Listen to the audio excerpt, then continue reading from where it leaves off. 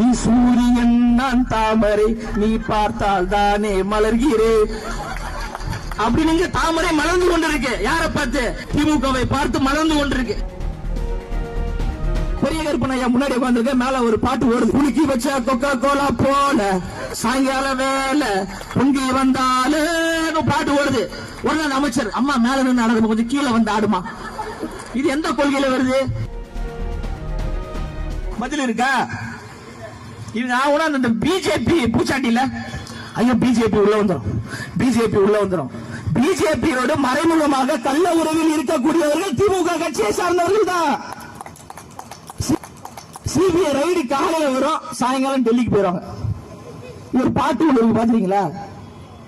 நீ சூரியன் நான் தாமரை நீ பார்த்தால் தானே மலர்கிறேன் அப்படி நீங்க தாமரை மலர்ந்து கொண்டிருக்கு. யாரை பார்த்து? திமுகவை பார்த்து மலர்ந்து கொண்டிருக்கு. அவங்களுடைய உறவு அப்படிதான் இருக்கு.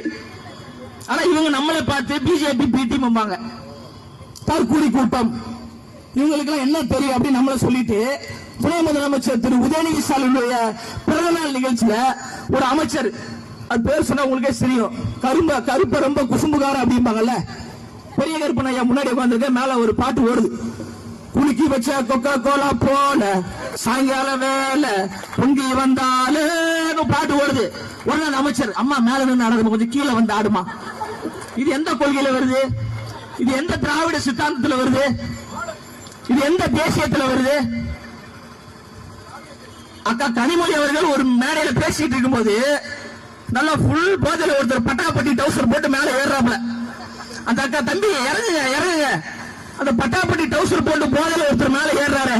அது எந்த சித்தாந்தத்தில் வருது? அது எந்த தேசியம்?